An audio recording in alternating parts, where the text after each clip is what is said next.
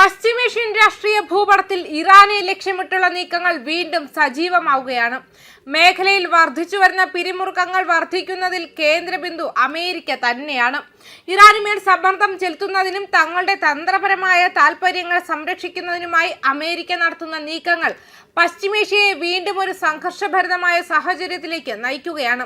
വിമാനവാഹിനി കപ്പലുകളും യുദ്ധവിമാനങ്ങളും മിസൈൽ സംവിധാനങ്ങളും മേഖലയിൽ കൂട്ടിക്കൊണ്ടുവരുമ്പോൾ സുരക്ഷ എന്ന വാക്കാണ് അമേരിക്ക മുന്നോട്ട് വയ്ക്കുന്നത്. സുരക്ഷയുടെ പേരിൽ സൈനിക ശക്തി വിന്യസിച്ച് പശ്ചിമേഷ്യയിൽ സമ്മർദ്ദം ചെലുത്തുന്ന അമേരിക്കയുടെ പഴയ തന്ത്രങ്ങൾ വീണ്ടും ആവർത്തിക്കുകയാണ്. ഇറാനെ ലക്ഷ്യം വെച്ചുള്ള ഈ നീക്കങ്ങൾ മേഖലയെ സമാധാനത്തിലേക്കാണോ അതോ കൂടുതൽ ആശങ്കകളിലേക്കാണോ നയിക്കുന്നത് എന്ന ചോദ്യം പ്രസക്തമാണ്.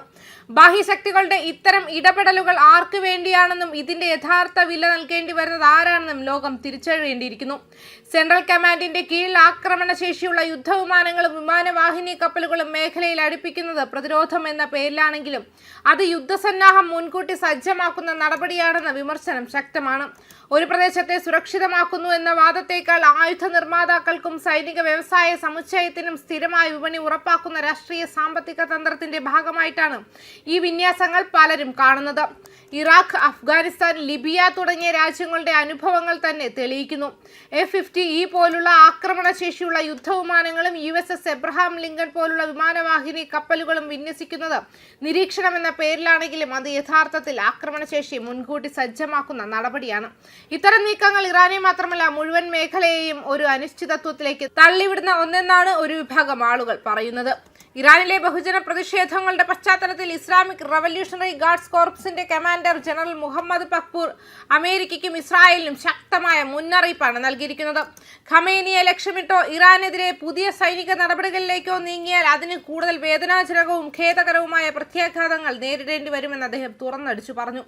ഇതേസമയം പരമോന്നത നേതാവ് ആയത്തുള്ള അലി ഖമേനി നേതൃത്വം നൽകുന്ന ഭരണകൂടം കടുത്ത വെല്ലുവിളികൾ നേരിടുന്ന സാഹചര്യത്തിൽ പോലും ഇറാൻ ചർച്ചകൾക്ക് തയ്യാറാണെന്ന നിലപാട് ആവർത്തിക്കുന്നത് സംഘർഷമല്ല, നയതന്ത്രമാണ് ഔദ്യോഗിക വഴിയെന്ന സന്ദേശമായാണ് വായിക്കപ്പെടുന്നത്.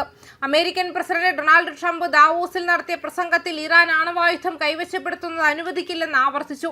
ഇറാൻ സംസാരിക്കാൻ ആഗ്രഹിക്കുന്നു, നമ്മൾ സംസാരിക്കുമെന്ന വാക്കുകൾ നയതന്ത്രത്തിന് ഒരു ചെറിയ ഇടം ഇപ്പോഴും നിലനിൽക്കുന്നുവെന്ന് സൂചിപ്പിച്ചെങ്കിലും ഖമേനിയെ ലക്ഷ്യമിട്ടുള്ള ഏതൊരാക്രമണത്തിനും ഭൂമുഖത്തു നിന്നും തുടച്ചു നീക്കൽ എന്ന ഭാഷയിൽ ഭീഷണി മുഴക്കിയത് സംഭാഷണത്തിന്റെ ആത്മാവിനെ തന്നെ ദുർബലപ്പെടുത്തുന്നതാണെന്ന് നിരീക്ഷകർ ചൂണ്ടിക്കാട്ടുന്നു. മാത്രമല്ല, ഒരു വശത്ത് സമാധാനത്തെക്കുറിച്ച് സംസാരിക്കുകയും മറുവശത്ത് യുദ്ധഭീഷണി മുഴക്കുകയും ചെയ്യുന്ന ഈ രീതി അമേരിക്കയുടെ വിരോധാഭാസമായ നയതന്ത്രമായാണ് പലരും കാണുന്നത്. ഇറാനിലെ ആഭ്യന്തര പ്രതിഷേധങ്ങൾ ഡിസംബർ അവസാനം ആരംഭിച്ച് രണ്ടാഴ്ചയ്ക്കിടെ ശക്തമായ അടിച്ചമർത്തലുകൾക്ക് വഴിമാറി. രാജ്യവ്യാപക ഇന്റർനെറ്റ് ഷട്ട് ഡൗൺ മൂലം യഥാർത്ഥ വിവരങ്ങൾ പുറത്തു വരുന്നത് തന്നെ പ്രയാസകരമായിരിക്കുകയാണ്. പ്രതിഷേധം പൗരന്മാരുടെ സ്വാഭാവിക അവകാശമാണെന്ന് പ്രസിഡന്റ് മസൂദ് പെസഷ്കിയാൻ സമ്മതിച്ചെങ്കിലും അതിനെ അമേരിക്കയും ഇസ്രായേലും പ്രേരിപ്പിക്കുന്ന പ്രതികാര രാഷ്ട്രീയത്തിന്റെ ഫലമായാണ് അദ്ദേഹം വിശേഷിപ്പിച്ചത്. മാത്രമല്ല, മേഖലയിലെ സമാധാനത്തിനായി ശബ്ദമുയർത്തുന്ന ഇറാനെ പിന്തുണയ്ക്കാനല്ല, മറിച്ച് അമേരിക്കയുടെ യുദ്ധക്കൊതിയുടെ ഇരകളാക്കാൻ പോകുന്ന സാധാരണ മനുഷ്യർക്ക് വേണ്ടിയാണ്. ആയുധങ്ങൾ വിറ്റഴിക്കാനും സ്വാധീനം ഉറപ്പിക്കാനും വേണ്ടി അമേരിക്ക വീണ്ടും പശ്ചിമേഷ്യയിൽ തീക്കളി നടത്തുകയാണ്. ഈ നയങ്ങൾ ഇറാനെ തകർക്കാൻ ലക്ഷ്യമിട്ടുള്ളതാണെങ്കിലും അതിന്റെ പ്രത്യാഘാതങ്ങൾ ലോകം മുഴുവൻ അനുഭവിക്കേണ്ടി വരും. സമാധാനത്തിന്റെ വേഷമണിഞ്ഞ് അമേരിക്ക നടത്തുന്ന ഈ ആയുധ വ്യാപനം പശ്ചിമേഷ്യയെ ഒരു പൊട്ടിത്തെറിയുടെ വക്കിലെത്തിച്ചിരിക്കുകയാണ്. ചരിത്രത്തിൽ നിന്ന് പാഠം പഠിക്കാതെ ലാഭത്തിനു വേണ്ടി രാജ്യങ്ങളെ അസ്ഥിരപ്പെടുത്തുന്ന അമേരിക്കൻ രീതി ലോകത്തിന് നൽകുന്നത് വലിയൊരു അപകടത്തിന്റെ മുന്നറിയിപ്പാണ്. ന്യൂസ് ഡെസ്ക് കർമ്മ ന്യൂസ്.